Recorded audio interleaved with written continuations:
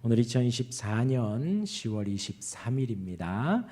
오늘 수요 예배 멜직신앙 고백서 17항입니다. 타락한 사람의 구원이라는 제목으로 우리 나눌 때에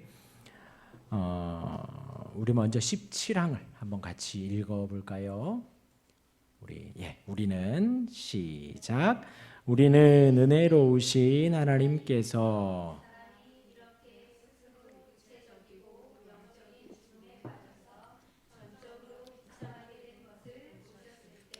당신의 놀라운 지혜와 선하심으로 사람이 당신께로부터 두려워 떨면서 도망칠 때 그 사람을 믿습니다. 하나님께서는 사람에게 내가 너에게 나의 아들을 주어 여자에게서 태어나 뱀의 머리를 상하게 하고 복된 사람이 되게 할 것이다 라고 하는 약속으로 위로하셨습니다.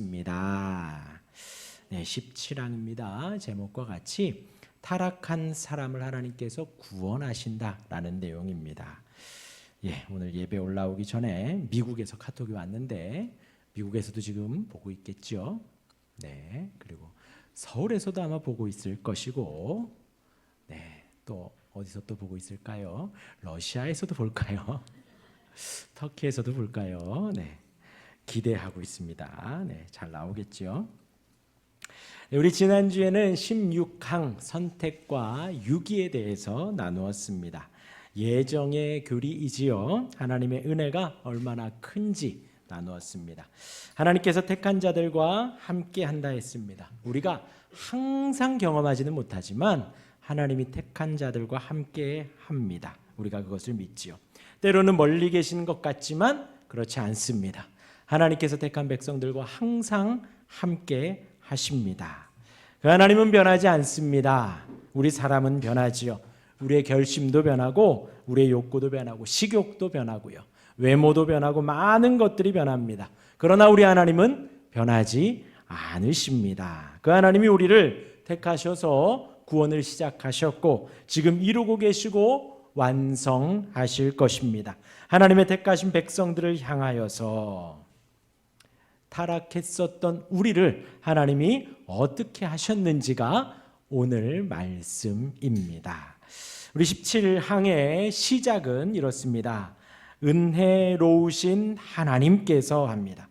그래서 가장 은혜로우신 우리 하나님을 선포하면서 17항이 시작을 합니다. 여기서 은혜로우시다, 우리가 은혜 받았다, 하나님 은혜롭습니다 라고 할 때에 그 은혜롭다라는 단어가 우리가 단순히 따뜻하다, 좀 친절하다, 우리의 마음을 좀 뭉클뭉클하게 해주셨다라는 것으로 오해하는 경우가 있습니다. 어느 정도 좀 매너가 있다, 혹은 친절하다, 예의 바른 성품이다, 그것을 우리가 은혜롭다라고 생각하기 쉽다라는 거죠. 그러나 참된 의미는 아마 잠옷을 닫으면 좀 나을 거예요. 저기서 소리가 치고 나와가지고 아마 울려서 들리는 걸 거예요. 그러나 은혜롭다라는 말씀의 참된 의미는 이렇습니다. 잘 들어보세요. 우리가 생각하는, 우리가 날마다 사모하는 그 은혜롭다라는 말씀은요, 나를 향해 은혜롭다라는 것은 하나님이 우리를 위해 하시는 모든 일의 근원이 하나님의 사랑으로 말미암았다라는 거예요. 우리 안에 이루어지는 모든 일들이, 먹고 마시고 자고 깨고 우리가 이 시간 예배하고 찬송하며 하나님 아버지를 부르고 의지하는 그 모든 것들에 대해서 하나님의 사랑으로부터 나왔다라는 것입니다.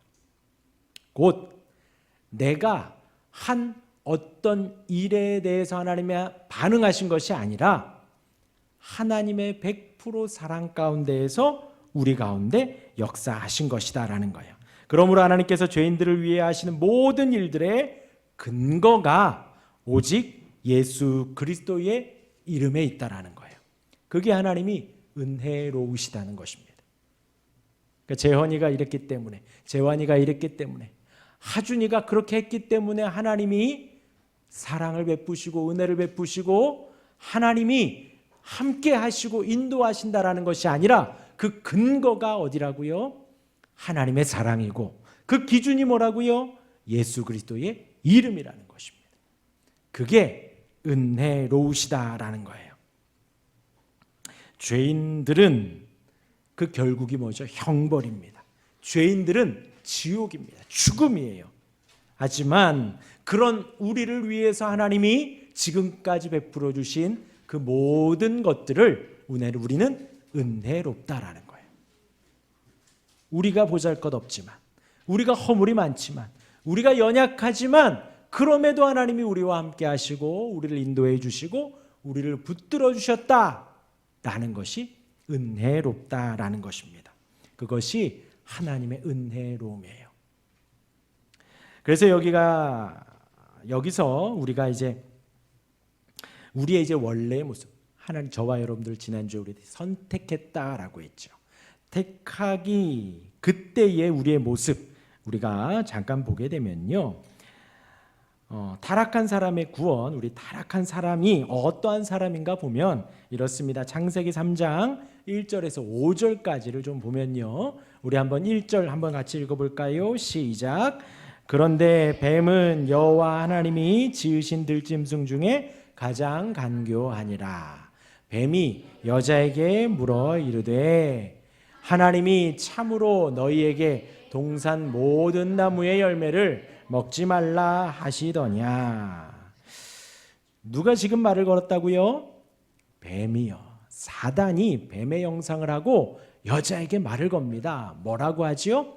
참으로, 하나님이 참으로 너희에게 동산 모든 나무의 열매를 먹지 말라 하시더냐.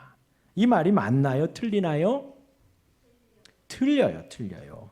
여기서 참으로 모든 열매를 먹지 말라 하더냐, 진짜로 좀 풀어 해석하면 그거예요. 하나님께서 진짜 이 모든 것 먹지 말라고 했냐?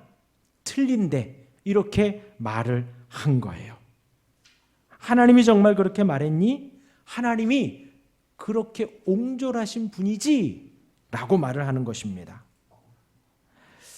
사실 이제 이 부분에서 이 마귀가, 이 뱀이 사실을 말하고 진실을 말하고가 아니라 지금 뱀의 역할, 사단의 역할이 뭐라 그랬죠? 계속 말하지만 하나님과 우리를 갈라놓고 멀게 하려는 것이 사단의 목적이에요.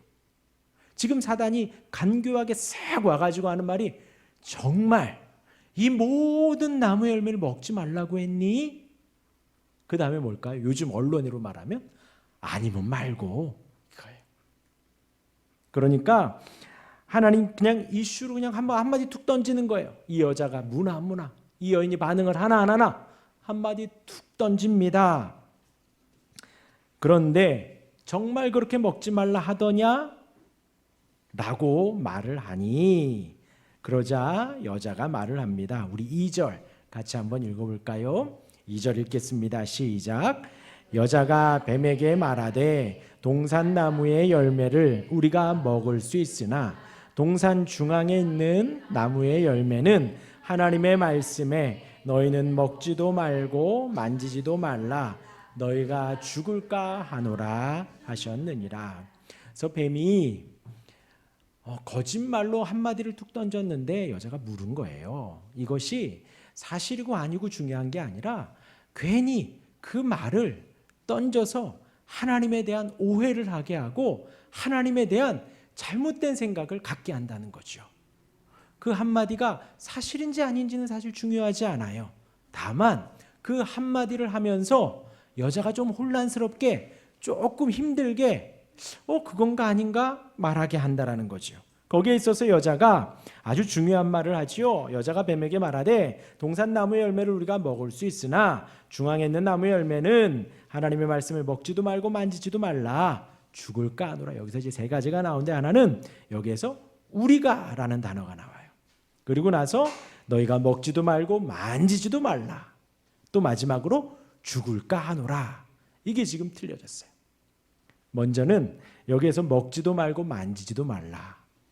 하나님이 이렇게 말씀하셨나요? 아니죠. 하나님이 먹지 말라 했습니다. 그러니까 어떤 목사님은 이거 뭐 과일 중에 하나로, 그러니까 그냥 평범하게 볼 수 있는 것인데, 동산 중앙에 누구나 볼 수 있는 것인데, 그 가운데 하나로 그걸 갖고 놀아도 아무 문제가 없다라는 거예요.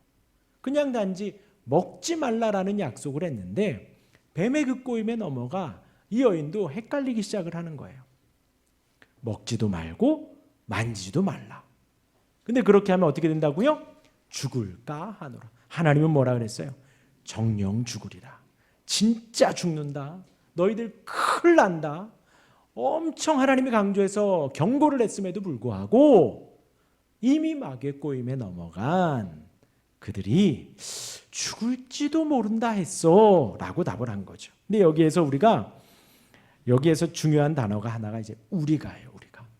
우리가 보통 생각을 하는 것이 뱀이 이 하와를 꼬시고 하와가 그것을 먹고 쪼로록 가가지고 아담에게 너도 이거 먹어. 우리가 이렇게 생각을 하는데, 여기에서 뱀이 뭐라고 하냐? 여자가 뱀에게 말하되 동산나무의 열매를 우리가 먹을 수 있으나. 그러니까 지금 이게 우리 중3 우리가 단수야 복수야? 복수예요. 혼자 지금 있는 게 아니라 같이 있다라는 거예요. 히브리 문법에서는 이 단수와 복수를 명확하게 구분한답니다. 혼자 있으면 진짜 혼자라고 단수를 쓰고, 근데 우리는 다르잖아요. 우리 가족, 우리 재헌이, 우리 하준이, 우리는 이렇게 쓰잖아요. 우리나라에서는 우리라는 단어가 그냥 우리 컵, 우리 교회 이렇게 쓴단 말이죠. 그런데 여기에서는 나와 우리를 분명하게 구분을 한다는 거예요. 혼자 있으면 나 단수로 정확하게 쓰고, 같이 있을 때 우리 복수라고 쓴다는 거죠. 그러니까 지금 뱀이 아주 간교하게 꼬임을 하고 있을 때 지금 하와가 혼자 있다? 아담과 같이 있다? 아담과 같이 있다라는 거예요. 같이 있으면서 뱀이 말한 그 거짓말을 하는 가운데 아담이 한마디도 안 하고 있다는 거예요. 그리고 지금 이 여자도 하와도 하나님의 말씀을 잊어버리고 먹지도 말고 만지지도 말고 죽을까 하노라 하는 그 말을 하는 가운데에도 옆에서 아담 뭐하고 있어요? 가만히 있어요. 우린 이걸 뭐라고 하나요? 약간 정치적 용어로, 약간 어려운 말로 암묵적 동의. 암묵적 동의. 여기에서 사실 하나님과 언약을 맺은 사람은 누구예요? 아담이에요. 그리고 하와는 아담의 말을 전해 들은 거죠. 정확하게 들은 아담이 지금 거기서 사단아 물러가라. 사단아 물러가라. 하나님 그렇게 말씀하지 않으셨고, 우리 하나님 얼마나 좋으신 분인데 하나님을 전하고 증거하고 하와의 뺨을 탁 치고 정신 차리라고 막 이렇게 흔들어야죠. 사단의 꼬임에. 그런데 듣고 있으면서 아무 말도 안 하고 있다라는 거죠. 그러니까 하와를 꼬시고 있지만 아담도 지금 이미 그 꼬임에 넘어간 것입니다. 뱀이 결정타를 알리죠. 그 다음에 너희가 결코 죽지 않는다. 먹으면 너희가 하나님과 같이 될 거다. 그 말에 아담과 하와는 그 먹지 말란 하나님과 약속한 것을 어기고 먹게 돼요. 이것이 아담과 하와가 하나님 앞에 단순히 과실 하나 먹은 걸로 온 인류가 죄에 빠지고 죽음에 빠지고, 저와 여러분들이 지금 막 열심히 막 살아야 되고 뭐 일해야 되고 출산해야 되고 그런 게 아니에요. 그런 게 아니고 아담이 지금 하나님의 말씀을 완전히 배신하고, 우리가 지지난주에 나누었던 것처럼 반역한 거예요. 하나님의 뒤통수를 팍 치고 하나님과의 약속을 어기고 지금 마귀와 다시 새로운 약속을 한 거예요. 하나님을 등지고 마귀와 손을 잡은 거예요. 하나님 아래 있는 것을 빠져나와 마귀 아래로 들어간 것입니다. 죄의 종으로, 마귀의 노예로 자기가 그 자리로 들어간 거예요. 어마어마한 겁니다. 그래서 마귀와 손을 잡고 마귀의 종, 죄의 노예가 되었습니다. 그렇게 아담이 범죄함으로 말미암아 이제 무엇이 되었나? 인간성 전체가 오염되었습니다. 스스로의 능력으로는 하나님께 나아갈 수 없게 됐어요. 하나님께 나아갈 수 없게 됐어요. 진리의 빛이 비춰도 그것을 깨달을 수 없고 그 빛을 향해 나오지도 못합니다. 다시요. 진리의 빛이 비춰도 그 앞으로 자력으로는 나아갈 수가 없어요. 진리의 빛을 향해서 걸음걸음 나아갈 수 없습니다. 그래서 우리가 전도해 보면 알아요. 아무리 힘들고 어려워도 우리가 어려운 사람을 만나서 복음을 전하고 예수님이 구원입니다. 하나님이 함께 하십니다. 성령께서 위로하십니다. 아무리 이야기를 해도요. 그 빛 앞으로 자력으로는 나올 수 없다라는 거예요. 하나님의 전능하심을, 예수님이 우리 위해서 죽으셨음을 복음으로 아무리 전하고 교회 오라고 그래도 그 빛이 비추어도 나올 수 없다라는, 하나님 말씀대로 정령 죽으리라, 진짜 죽은 그들이 된 거예요. 그것은 육체적, 영적인 죽음의 상태에 처한 자신의 모습을 발견하지도 못해요. 자기가 죽었는데도 죽은지도 모르는 것입니다. 그래서 어떻게 돼요? 아담아 아담아 부르기 전에 하나님께서 인기척을 내고 아담에게 가지만 아담이 피하여 숨습니다. 아담아 아담아 내가 어디 있느냐? 내가 하나님이 두려워 피하였습니다. 하나님께 나아가지 못하는 거예요. 그리고 반항하고 거짓말하죠. 너 내가 먹지 말라 명한 그 과실을 먹었니? 뭐라고 합니까? 아담이 뭐라고 해요? 내가 먹고 싶어서 먹은 게 아니라 하나님이 나에게 주셔서 같이 살라고 한 이 여자가 나에게 주어서 먹게 했습니다. 여자에게도 똑같이 묻죠. 너 왜 먹었니? 그러니까 자기가 먹고 싶어서 먹은 게 아니라 뱀이 자기를 꼬아서 먹었다. 그렇게 거짓말을 하는 거예요. 그래서 더 이상 이들은 하나님을 원하지도 않게 됐고 하나님을 찾지도 않게 됐고 하나님을 향해서 한 걸음도 나아갈 수 없게 된 거예요. 사람의 힘으로는 그렇게 할 수 없다라는 거예요. 이 창세기 3장에서 이미 하나님과의 언약을 거절하고 하나님과의 약속을 어긴 사람의 원래의 모습이 그대로 나오게 됩니다. 그래서 이러한 상황, 죽은 인간에게 누군가의 도움이 없이는 그 죄 아래에서, 죽음 아래에서 나올 수 없게 된 거예요. 그런 가운데 하나님이 복음을 선포하십니다. 그래서 그것을 첫 복음이라고 하고요, 원시 복음이라고도 합니다. 들어는 보셨죠? 한 번씩. 그래서 첫 복음이에요. 그것이 무엇인가? 하나님이 죄를 범한 아담을 찾아가십니다. 우리 8절과 9절 우리 같이 한번 읽어볼까요? 시작. 그들이 그날 바람이 불 때 동산에 거니시는 여호와 하나님의 피하여 나무 사이에 숨은지라. 여호와 하나님이 아담을 부르시며 그에게 이르시되 내가 어디 있느냐.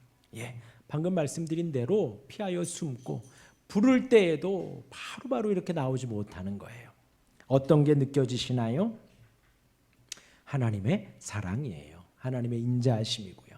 죽은 그들, 죄를 범한 그들, 연약하고 실수한 그들을 하나님은 여전히 선하게 다가가 부르시는 하나님의 사랑이 나온 것입니다.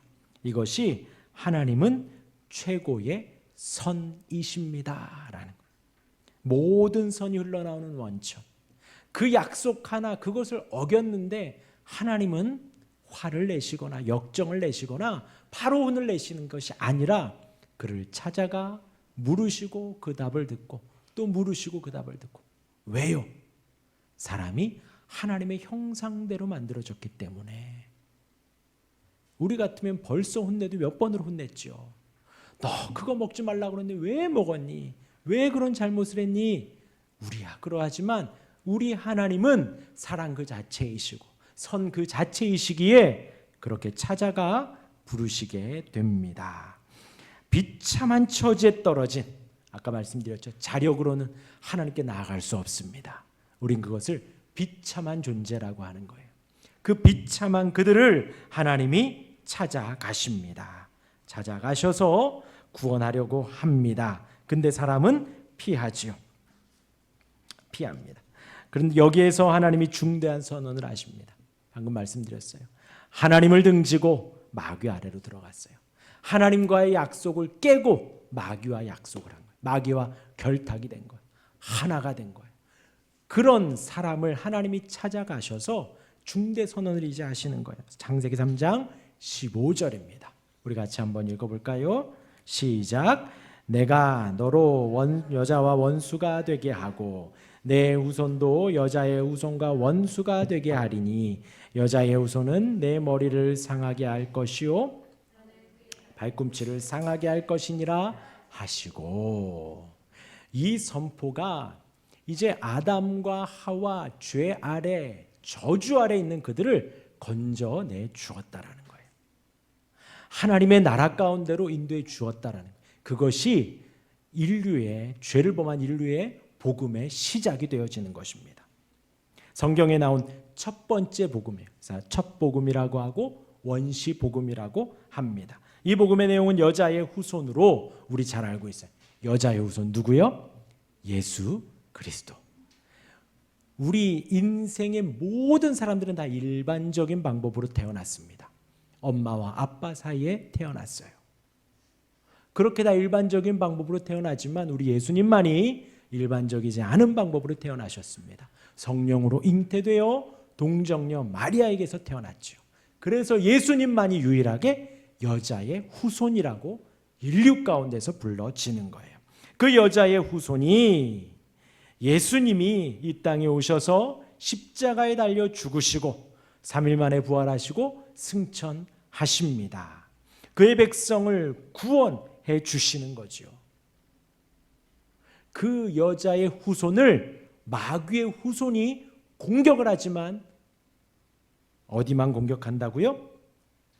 그 발의 뒤꿈치 정도만 조금.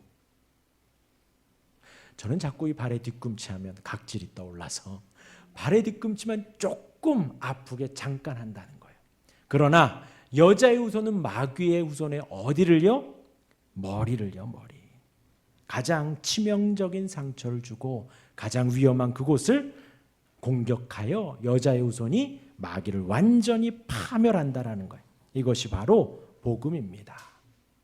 이 복음이 아담과 하와에게 생명을 주고 소망을 주고 하나님을 찾을 수 있게 한 거예요. 영적으로 육적으로 죽음에 빠진 이들을 건지시고 마귀의 나라에 결탁되었던 그 아래에서 죄의 노예, 마귀의 노예에 있던 그들을 건져내 주었다라는 거예요.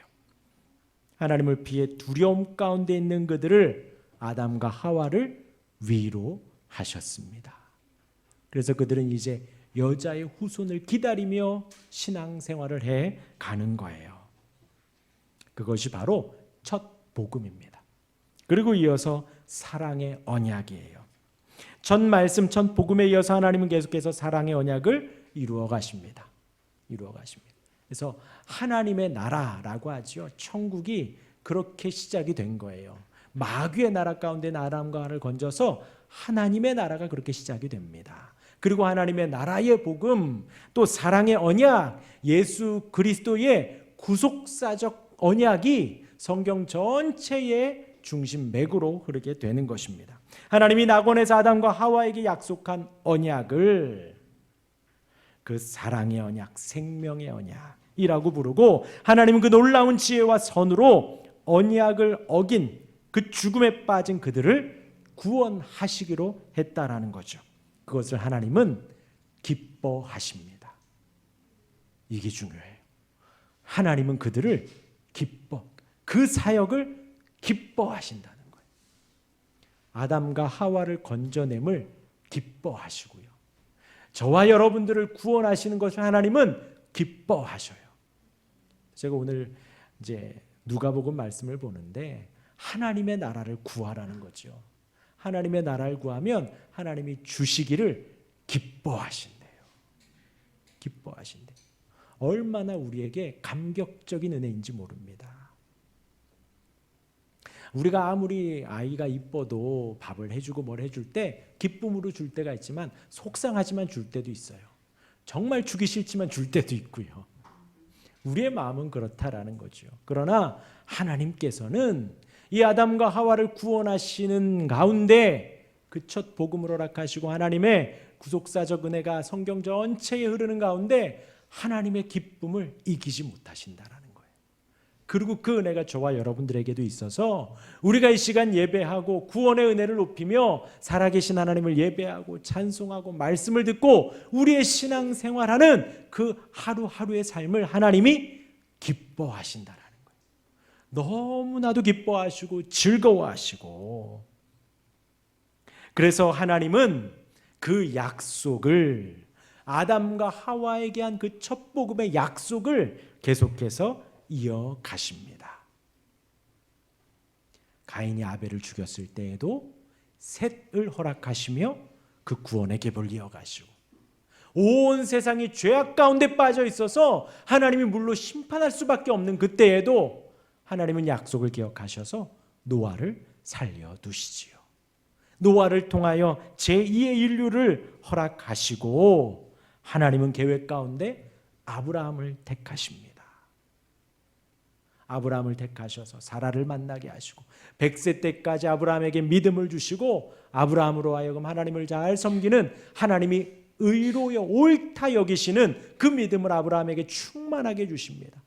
그리고 이삭을, 그리고 야곱을, 12아들을 허락하시며 하나님께서 구원의 계보를 이어가시지요. 야곱과 함께 70명이 들어간 애굽, 그 가운데서 400여 년을 종살이를 하고 누구를 준비시키셔요? 누구를 준비시키셔요? 하나님은 하나님의 그 크신 은혜 가운데 모세를 준비시키시고 모세를 통하여 출애굽을 이어가십니다. 그 은혜가 이제 신약에서 예수님으로 나타나는 거예요.